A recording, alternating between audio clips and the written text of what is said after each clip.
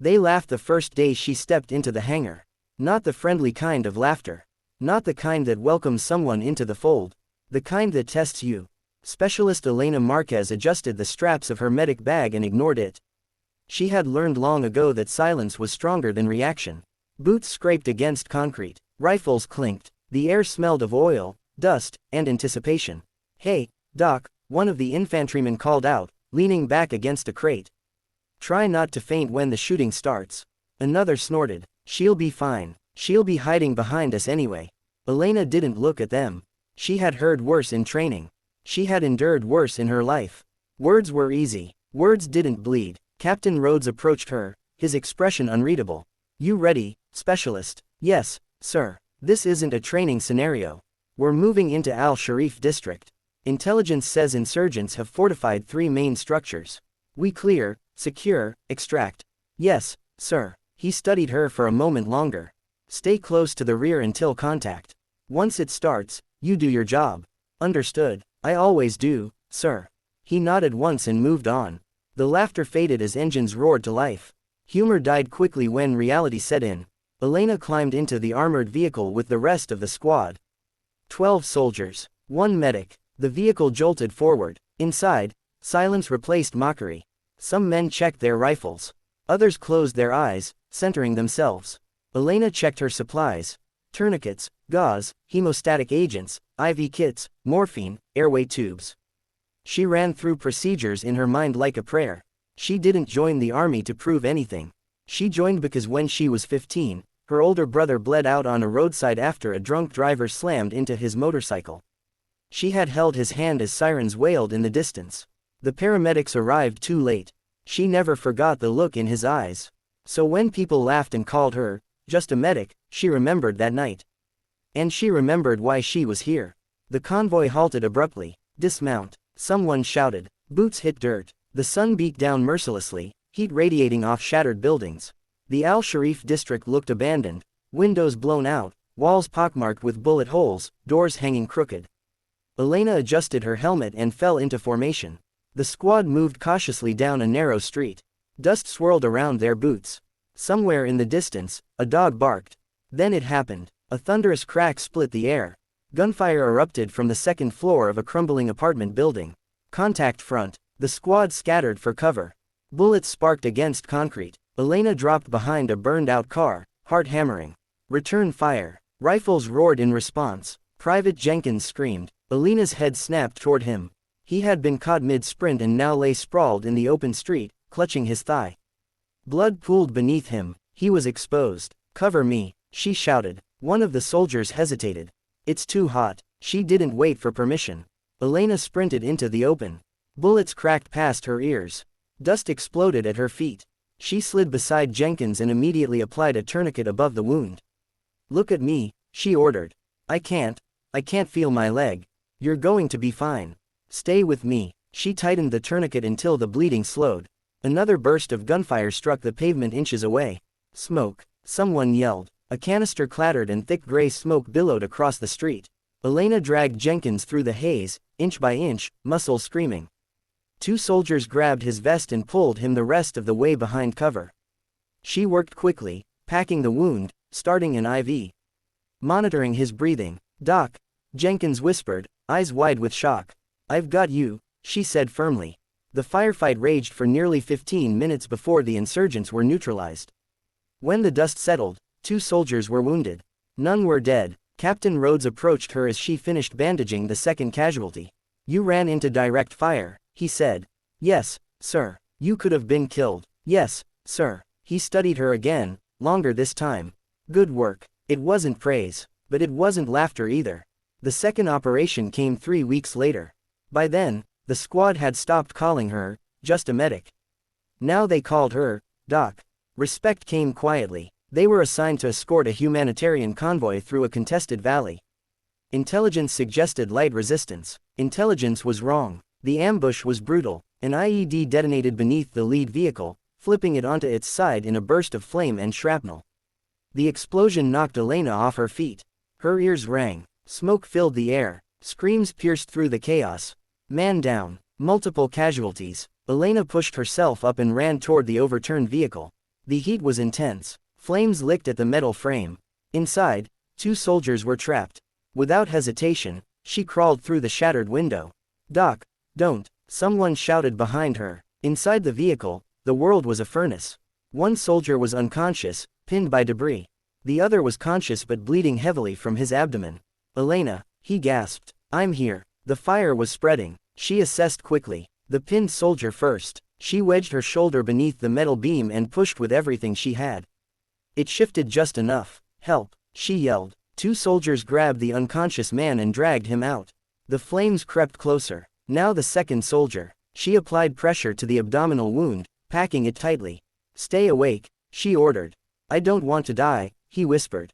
"You're not going to." The vehicle groaned ominously. She hooked her arm around him and pulled. The heat scorched her gloves. Her lungs burned from smoke inhalation. But she didn't stop. They tumbled out seconds before the vehicle exploded. The blast wave knocked her flat on her back. For a moment, everything went black. When her vision cleared, she saw Captain Rhodes crouched over her. "You with me?" She nodded weakly. "You're insane," he muttered, but there was something else in his voice now. Pride. That night, as the squad rested in a secured compound, no one laughed. Jenkins sat beside her, leg bandaged but healing. "You saved my life," he said quietly. "That's my job." "No," he shook his head. "That's more than a job." Elena stared at the dark horizon. She didn't need applause. She needed them alive. The real test came during Operation Iron Dagger. Intelligence warned of heavy insurgent presence inside a factory complex on the outskirts of the city. Multiple buildings, narrow corridors, limited visibility, perfect kill zone. The squad moved in at dawn. Everything was quiet, too quiet. They breached the first building without resistance. The second was empty. The third was a trap. Gunfire erupted from elevated catwalks. Ambush. Chaos exploded. 2 soldiers went down immediately. One shot in the chest. Another hit in the shoulder. Elena dropped beside the chest wound first. Blood soaked through his vest. She cut it open. Entry wound. No exit. His breathing was shallow, bubbling.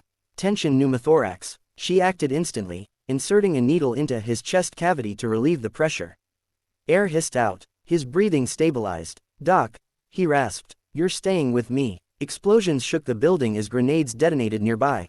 The squad was pinned. Bullets rained from above. "We're surrounded," someone shouted. Elena dragged the wounded soldier behind a steel column.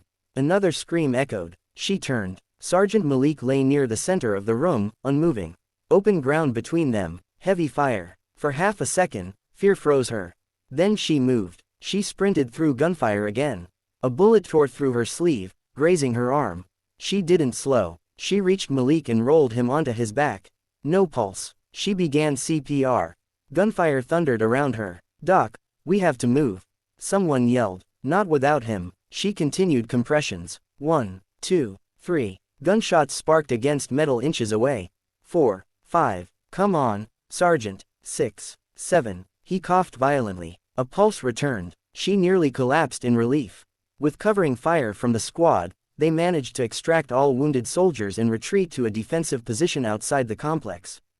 The firefight lasted another hour before air support forced the insurgents to withdraw. When it was over, the factory lay in ruins. But every member of the squad was alive. Every single one. That night, no one called her, just a medic. They called her something else. Guardian. Elena sat alone outside the temporary barracks, staring at the stars. Her arm was bandaged. Her lungs still burned from smoke and dust. But her squad was alive. Footsteps approached. Captain Rhodes sat beside her. "You know what they're saying about you." She didn't answer. "They're saying you carried them through hell." She shook her head. "They carried each other." He looked at her seriously. "They would have died without you." She stared at her hands. Bloodstains never fully washed out. "I don't want medals," she said quietly. "You won't get laughter anymore either." For the first time, she allowed herself a small smile. But war is patient, and it was waiting for something worse. 3 weeks later, they were deployed to a remote mountain outpost. No backup within 20 miles. Limited supplies. Minimal communication. It was supposed to be a routine hold and observe mission. It wasn't. At 0200 hours, mortars began falling from the darkness. The first explosion obliterated the communications tower. The second struck the outer wall. The third landed inside the compound. Screams tore through the night. Elena grabbed her medic kit before she was fully awake. Flames illuminated the mountainside. They were under siege, and this time, there was no evacuation coming. The first mortar strike shattered the night. The second turned darkness into fire. By the third, the mountain outpost was no longer a defensive position, it was a burning cage. Elena Marquez hit the ground as debris rained down around her. The communications tower collapsed in a shower of sparks, severing their last reliable link to command. No comms, someone shouted. Another explosion rocked the eastern wall. Captain Rhodes' voice cut through the chaos. Defensive positions, hold the perimeter. The squad scrambled into formation despite the disorientation. Tracer rounds streaked from the mountainside above. Insurgents had the high ground, and the advantage. Elena ran toward the first scream she heard. Private Lewis lay near the barracks entrance, his leg twisted unnaturally, shrapnel embedded deep in his thigh. Blood pumped rhythmically from the wound. Arterial. She dropped to her knees. Tourniquet, she ordered, already pulling one from her kit. Jenkins, once the first man she dragged through gunfire, was at her side in seconds. He handed it to her without a word. She cinched it tight. Lewis screamed. "Stay with me," she said firmly. "Look at me. You're not going anywhere." Mortars continued to fall. Dirt and smoke filled the air. Another shout echoed from the western wall. "Man down." Elena looked up. There were too many voices. Too many wounded. She couldn't be everywhere. But she would try. She finished stabilizing Lewis, tagging him for priority evacuation, even though she knew evacuation wasn't coming anytime soon. Then she ran again. Near the sandbagged western barricade, Sergeant Malik was dragging Corporal Reeves behind cover. Reeves' chest plate was cracked. Blood seeped beneath it. Elena slid beside them. She cut open the vest. The wound was deep, not immediately fatal, but close. She pressed gauze hard against it. "Malik, hold this pressure," she ordered. Gunfire erupted inches above their heads. "You're bleeding too," Malik growled. "I'm fine." She wasn't. The graze from the factory mission had reopened, soaking her sleeve red. But it didn't matter. What mattered was Reeves' breathing. It was getting weaker. She inserted a chest seal, working by flashlight as explosions flashed across the compound. "Doc," Reeves whispered faintly. "I've got you," she said again. She always said that, and she always meant it. The attack intensified. Insurgents began descending the mountain slope, using the mortars to cover their advance. The squad was outnumbered, low on ammunition, low on medical supplies. Captain Rhodes ducked behind cover near Elena. "They're pushing in," he said. "We won't hold the outer wall much longer." "How many wounded?" "5 confirmed, possibly more," she calculated rapidly. Supplies were dwindling fast. "How long until reinforcements?" He didn't answer. They both knew. Too far, too late. Another mortar struck the supply shed. The explosion sent a shockwave across the compound. Elena turned just in time to see flames engulf the building. Her backup medical crate, gone. For a split second, something broke inside her. Not fear, fury. They were trapped, surrounded, cut off, and her squad was bleeding. She stood. "What are you doing?" Rhodes demanded. "If they breach the inner gate, we lose everyone," she said. "That's not your fight. It is if they get through." Before he could stop her, she grabbed a fallen rifle. The medic they once laughed at, now standing between the flames and her squad. She took position beside Jenkins. "You know how to use that?" he asked, eyes wide. Yes, she did. Not her primary skill, but she was still a soldier. Insurgents reached the outer wall. Gunfire erupted at close range. Elena fired controlled bursts, covering Malik as he repositioned a wounded man. She wasn't reckless. She wasn't charging. She was calculating. Every movement served one purpose: buy time. Buy seconds. Seconds meant lives. An insurgent managed to breach the gate's side panel. Elena moved. She dropped the rifle and tackled the wounded soldier out of the line of fire just as bullets tore through the sandbags.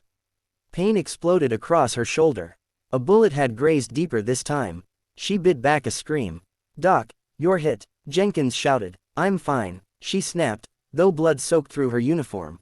She crawled toward the gate, pulled a fragmentation grenade from a fallen soldier's vest, and rolled it through the breach. Grenade. The explosion sealed the gap temporarily. Silence followed for 3 precious seconds. 3 seconds was enough. Captain Rhodes rallied the squad. Pushed them back. The soldiers surged forward with renewed intensity. Because their medic, the one they used to mock, was bleeding beside them and still fighting. They weren't losing her. Not tonight. Hours felt like lifetimes. The mortars eventually stopped. Gunfire became sporadic, then distant, then gone. The mountains fell quiet. Dawn crept over the ridge, illuminating smoke rising from the shattered outpost. Reinforcements finally arrived at 0617 hours. Helicopter blades thundered overhead. Medics rushed in, but for most of the night, there had only been one. Elena collapsed only after the last wounded soldier was loaded onto a stretcher. She had applied 14 tourniquets, inserted 6 chest seals, performed CPR twice, fought at the gate, sealed a breach, and carried 3 grown men across burning ground. When exhaustion finally claimed her, it was silent. She woke in a field hospital 2 days later.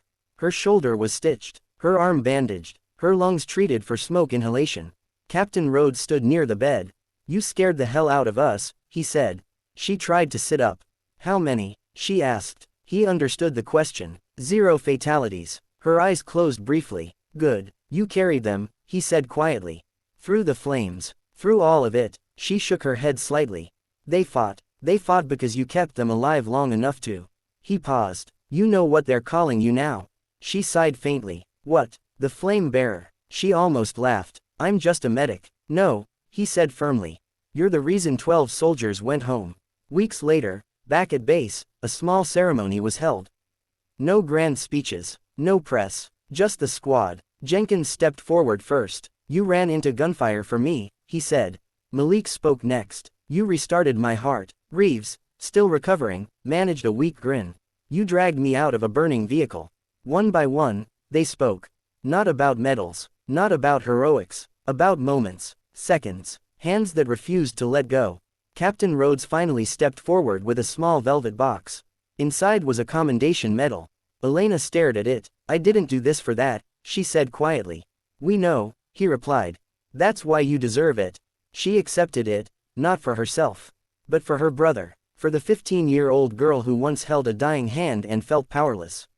She wasn't powerless anymore. Months passed. The squad rotated home. Families reunited. Tears flowed, and in every story told around dinner tables and backyard barbecues, there was one name repeated. Doc. The one they laughed at. The one they doubted. The one who ran into fire instead of away from it. Elena stood alone one evening outside the barracks, the sunset casting gold across the training field. Jenkins joined her. "You ever regret it?" he asked. "Regret what?" "Choosing this." She thought about the flames. The screams. The blood on her hands. She thought about the silence after mortars stopped. She thought about 12 soldiers breathing because she refused to quit. "No," she said softly. He nodded. "You know people are going to hear this story." She shrugged. "I hope they don't hear about me." "What then?" "I hope they hear that medics aren't just anything." He smiled. "They will."